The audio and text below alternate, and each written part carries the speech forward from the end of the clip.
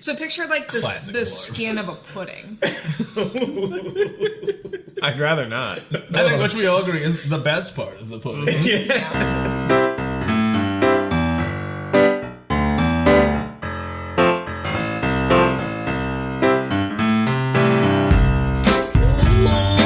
Ladies and gentlemen, welcome to Team Fun. It just came out of me.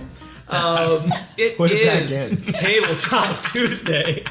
I'm feeling all sorts of frisky. And this is something I'm actually very excited for. We got a Kickstarter exclusive. If you didn't check it out yesterday, we uploaded an interview with both the creator and the illustrator of this game. But today we're actually going to get to play Fliptales.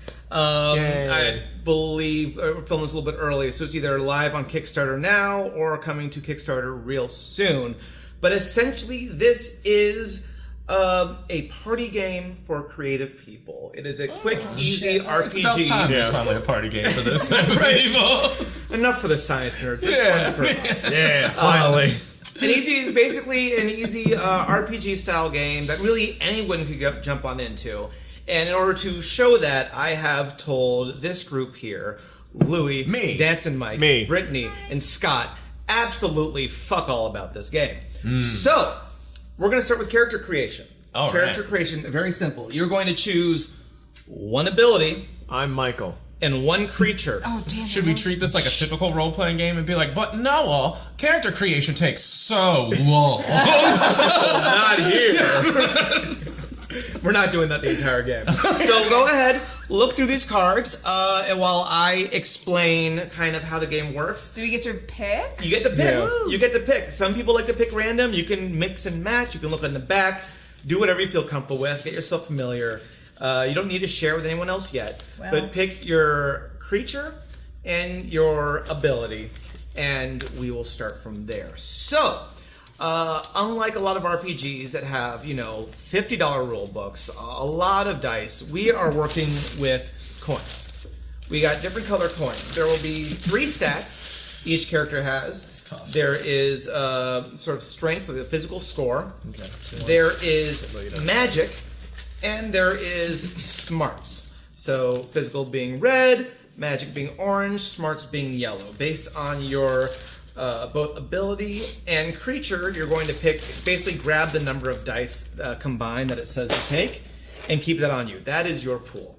We're going to go through a quick sort of adventure.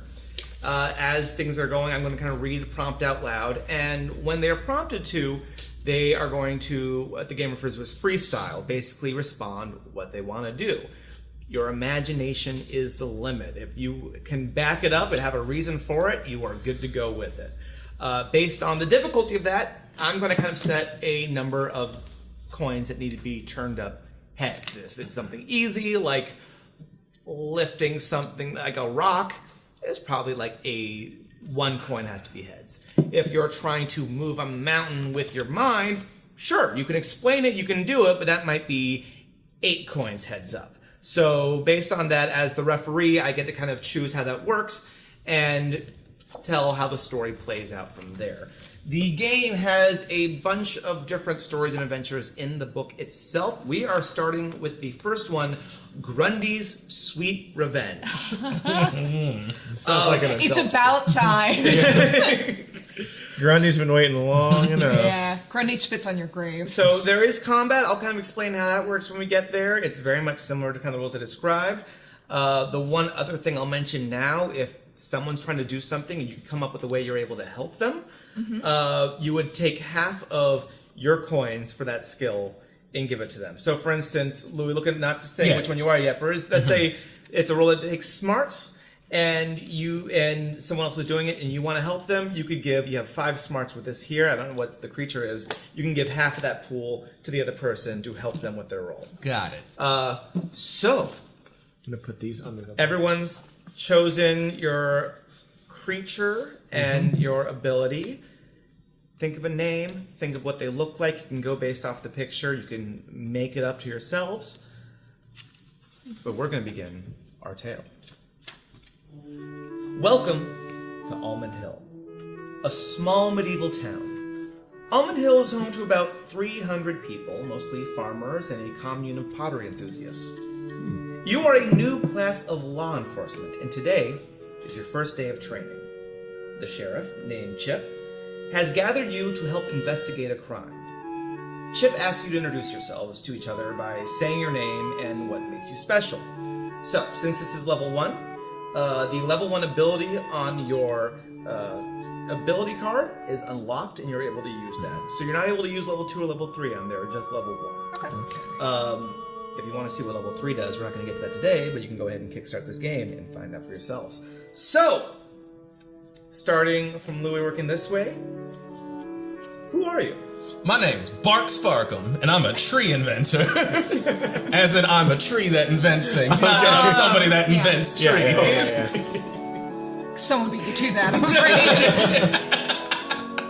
Right, so you've put the Arboroid Correct. and the Inventor. Mm-hmm. Fantastic. Beautiful. How's it going, everybody? It's me, Hachi Machi. I'm a human performer, and according to this card, I can be anywhere from 3 to 13 feet tall. I'm gonna pick 9 feet tall. I'm a 9 foot tall human performer, and my name is Hachi Machi. Awesome. So, my name is Glarp. I'm a nucleoid, and I'm speaking to you through the voice box that my people created because I'm pretty much an amorphous little blob. I'm also an illusionist. And at level 1, I could drop some sesame seeds and a crude drawing into a tea kettle and spit out a little sheriff's costume. Like a little badge floating in some of my goop. So you drop it and you can like shake it up a little. Is it like kind of like Bones and Tell the Future kind of thing? Shake it up. Perfect. That's Right. Glarp. I am Dwayne. I'm a rock man. Ah, damn it. Yeah. I dig rocks and then I make them into the metal things they wear. Yeah. Beautiful. So, Chip says to you, "Thanks for introducing yourselves. Now on to business. There's a creepy wizard by the name of Grundy. We banished him from town after he destroyed all the pots in the pottery commune. Recently, one of the villagers, Dingle, has gone missing, and we think Grundy's responsible. Sounds like it. Before we go confront Grundy, there's a tradition around here for all the new recruits to get tattoos to represent why you joined the force. Oh, that's gonna be Now, hard. let's take turns describing what your tattoo design looks like and how it represents why you joined the force." I'd like my tattoo to be a picture of Grundy lighting my mother, also a tree, on fire. As a reminder, a constant, evergreen reminder of why I fight this fight against Grundy. Bark Sparkum. So my tattoo is a massive chest piece that says the following. When I was a child, my family was a nomadic tribe of performers, and one time when we were going to a town, our whole money stash was stolen from us. And Big tummy. What's that? Big tummy. It's 9 feet tall. 9 foot tall. Yeah. This A lot of scans. room. It's a lot of canvas that I wanted to paint on. Right. That is my body. A lot of madness. And because of that incident, I was imbued with a deep sense of justice and righteousness in the world. Thank you. At the bottom. Is it like dash and then Hachi Machi as well? So Yeah, thank you, comma, Hachi Machi. Best wishes. Yeah. Glarp looks extremely puzzled at the concept of a tattoo meaning or like dedication to anything in particular, and opts for a full body tattoo of Glarp on top of Glarp's surface. So picture like the skin of a pudding. I'd rather not. I think which we all agree is the best part of the pudding. Yeah.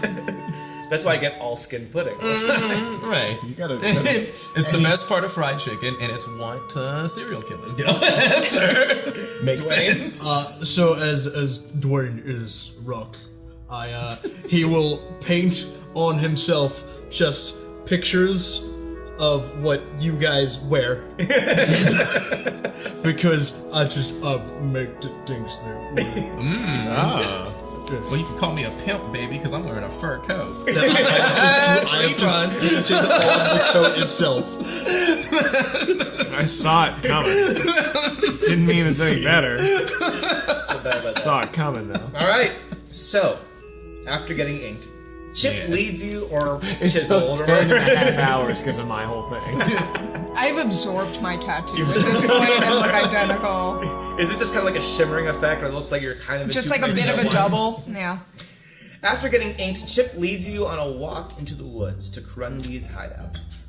The trees that line the path into the woods are crossed between a palm tree and a weeping willow, with coconuts dangling from spindly vines. After an hour of walking, you arrive to the lighthouse, which is made out of limestone bricks and coated in slippery moss. Other than a small deck at the top, the only way inside is a steel door with a rusty lock on it. Can you find a way to sneak in? We want to sneak in. We don't want to just bust the door down and barge in. That's up to you. A big rust door. Big rust door, yeah. So it's a steel door, but the lock on it is rusty. Okay. Glarp has a bony appendage kind of at the middle of the face that is a multi-purpose tool. So I can start pecking at it like a really gloopy parakeet. Okay, I'm going to say that is your physical score, your strength. My strength? Yeah. Okay. So why don't you take the number of dice, It's coins. 4. I gotta stop saying dice. Number of coins. So 4 plus what your ability is. It's 4 plus 1. Okay, so it's So that's 5 total. 5. So you're going to go ahead. You're basically going to shake them up Yeah. and throw them in the box here. Okay. I am going to say you need a. It's a rusty lock. You're kind of chipping at it Yeah. to get through. I'm going to make that a 3. That's super easy, but not super difficult. Okay, so so Which is face up, Circle which is is face up. X Well. is no. So you basically Thought go I ahead. won and I didn't. I lost instead. You start going right into it, and you don't get physical enough to actually cause. Instead, it's just like your parts of you are just splashing against this lock that then slide down the door and come back into you. So it's just this weird waterfall of splat down. It's a little disgusting. What do the rest of you guys try? Bark Sparkum, tree inventor, would just like to break out his basic inventing tools that he has to attempt to open this lock. It's a pretty basic thing that I can do. Okay, I'm gonna make, because it's rusty, so it's not just as easy as just trying to pick it itself. I'm going to put that at a 4 for you. Okay. So go ahead, but this is gonna be your smarts. So go ahead, Cool. take your smarts on So this. that's 6. With Okay. Hack Attack, I actually it says specifically use it to open locked doors. Okay. So do I get to add 2 then to the smarts roll as well? Yes, you do. Holla! So give me 8 So of I them said bad 4 boys. plus on this one. So go ahead. And part of the joy of this game is the way we're playing it, like D&D or any other RPG. You don't gotta do it the way we're doing it. I don't have to tell them. Enough You to could maybe too many. decide maybe this is a find physical out. roll. It's all part of the fun. Bark Sparkle, baby! Tree inventor! So you come in there with your tools and describe to me how you're doing this. Alright, well, I take out one of my branch arms, then my other reach back in behind my piney body, pull out a tool. You guys wouldn't have heard of it because you're not treeple or inventors. And Lived in a cave for about 1,000 years. I just stick it in there. It looks real easy. It's nothing complicated. I'm like, oh, this is a lock. Tink, tink, treat, and then it's open. Yeah. So you go ahead, you go in, you stick it there, and it just click. And you put the pressure in there, but you ain't showing no sweat. You go ahead. It just even in the rust kind of breaks a little bit and unlocks, falls to the ground, and the door kind of swings open slightly ajar. Sparkles and Dwayne Havelock. Sure. I save luck. Do you have a little necklace thing you kind of hang it over, or? No, I bend into armor later. So you're not gonna wear it like teeth? No, I make armor. Okay. All right. Classic Dwayne. So before we go into this next one, let's have everyone get the number of coins in total. So combined of strength, Combine both the- magic, and smarts into your just so you have it on hand. 734. And I'll explain that in a sec. But go through that. Okay. Meanwhile, level 2 for them is unlocked. So at this point now, you guys all have your second level ability. Ooh. since this is the introductory one, this kind of guides you through. All the stories in here really guide you through when each one unlocks. But to talk a little more about the game, one of the things that's interesting about this is they actually have, and they're working in a way to set up kind of a prompted build your own story in this one. The idea is to kind of help teach both game design as well as allow you to really be open-ended with how you do it. And they kind of give you these sort of like open styles here, so anyone can just kind of come on him and come up with a story and get right on into it. That's very cool. All right. So Are we supposed to be doing this by the proper colors, by the way? Like yellow? Yes. So, Okay. for instance, you would you here would have 5 magic, Got it. 6 smarts, and 3 strength. Did you say tree strength? No, Oh. Well, that's what I heard. that's on you. All right. Does everyone have their pieces there? Yep. Do you have all? I don't yet. Okay, I'm so okay. we'll go ahead. Waiting on Dwayne. I'll start reading the next prompt. Level 2, scene 1. Ooh. Inside the lighthouse is a ring of candles surrounding a corpse on the ground. Gross. As you enter the room, you hear a booming voice. You cannot be here. No one can disrespect the tomb of my dear Dingle.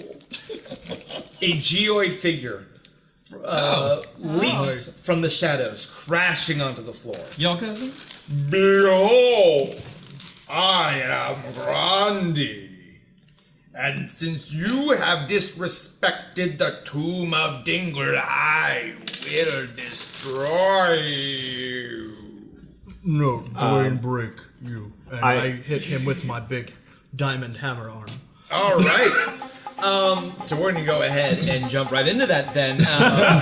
Starting with you, and let me go ahead. I'm going to pull the coins for Grundy here. This is make this a strength, and normally being that he is solid rock, it would be fairly difficult, but because you are also solid rock, I'm going to make this a 4 for you. Yes. I use my hammer hand ability, which lets me add 4 strength. Oh, all right. But that does not much look access. good. 2, 3, 4. 4. Okay, so you I set that up 4 for you, right? Yeah. So you go ahead and you come down and you break down, hit successfully, which kind of spins him around a little bit, but it doesn't actually seem to break through. His rock is especially tough. What you do notice is a ruby gem glistening on his back. And so you're not quite sure what that is, but you kind of see it sort of glowing a little bit on the back of him there. Louis, it is now your turn. What? Can I just like take a beat to see like what's inside of this place that we just be and eat away into? So, You're the one who bead. Oh, and y'all eats. So you look around real quick in here, and you are seeing. It's kind of because the lighthouse is a pretty empty room. Like really, it is stone, like stacked stone walls all around the side. Some grass and plants kind of growing out of the corners here and there, and You need it. Yeah. yeah, and the corpse kind of just in the middle of the room. And there's actually like kind of a broken skylights up there, so it's very picturesque how the sun is coming through. Okay, all right. There's good lighting on that dead dingle. There's good lighting on the dead dingle and a little bit of a glow coming off of the ruby back here. Got it. Okay. So, I am going to sing to Grundle. To Grundy? yeah. It's Grundy. I'm going to use my flattering tune feature so that I use all my magic coins, and I need 4 more for this feature, so I'm going to borrow 4 from you. And I'm gonna sing him a little tune because I get to deceive or manipulate him, and I'm gonna sing, "Hey baby, just chill out." I want to get him to calm down. I'm gonna bring it down. We're bringing that beat right down. All right, so So stop he's his fussing. he's pretty riled up up right now, so it's Yep. going to be a little difficult to do this. I'm going to put this at a 6. 1, 2, 3, 4, 5, 6, 7, 8. All right, so give us a little bit of the song. I thought I already did, but I alright. want more. Hey Grundy, just chill out. Tell me what that ruby on your back is about. And like he's kind of like you. And like you hear like a light, like jazzy, like guitar, like da-da, da-da, da-da, in the background that no one is playing a guitar. And he starts to kind of sway a little bit. Yeah, baby. And like, as you see kind of his hand starting to glow and getting ready to throw something, and he like lets it down and says, "It's my weak point." Yeah, Got him. Okay, so Glarp, having lived in a cave for 1,000 years and not picking up on social cues, sees the calm monster in the sky and wants to scare the living hell out of it. Yeah. I'm gonna steal from you. Go for it. With my magic abilities +4, so that brings me up to 9, I'm gonna cast Fright Fest. And sprinkle the ashes of a skeleton into my magic tea kettle, whispering the name of my enemy, and what wriggles out of the kettle if I'm successful is an image of its worst fear, visible only to it. Okay. So I'm gonna, because the subduing of this magic song, Welcome. I'm gonna put this fairly easy for you. I'll put this at about a 3. Okay. So let's see how this goes. Okay. Yeah, you do it. So, no one else is able to see this but him. As he's kind of swaying along, he looks down, and out comes a tiny little worm with a clown afro and a red nose, and he kind of like stops. And there's not much. It's mostly just rock there. So like if it had eyes, you would just see them go from very small to wide. And he lets out this kind of like what was the giant furry creature from Labyrinth? You remember? I don't remember. I remember what he looked like. I don't But he leaves remember. out that same kind of sort of and everything shaking as it's like frightened noise as he just gets back to the wall and kind of looks down and goes, Wait, this is going nowhere. Stop. Nothing can bring Dingle back. Aww. I'm just so sad to see him go. Grundy struggles to hold back tears. If you could just help me create a memorial for Dingle, I will forgive the world and return to my life as a peaceful wizard. Dingle's passions in life were pottery, cocktails, and collecting pressed flowers. Use your abilities and resourcefulness to design and construct a fitting memorial for Dingle. Okay. Okay. Is it upsetting that I wanted Grundy's worst fear to be something like student loan debt? Yeah. And just have like a word where like, bills! That sounds exceptionally cruel, really. Alright, what's our memorial like, gang? Yeah. Dwayne do thing. Dwayne take lock. Hit with hammer and bite and make flower. Okay, so you go ahead. Okay. You like you hit into this and like you press it and you mold it into this beautiful kind of dandelion-looking flower here. What are you guys doing? Well, I could, using my inability to read the room. Is that an ability? It's an inferred. It's more of an inferred trait.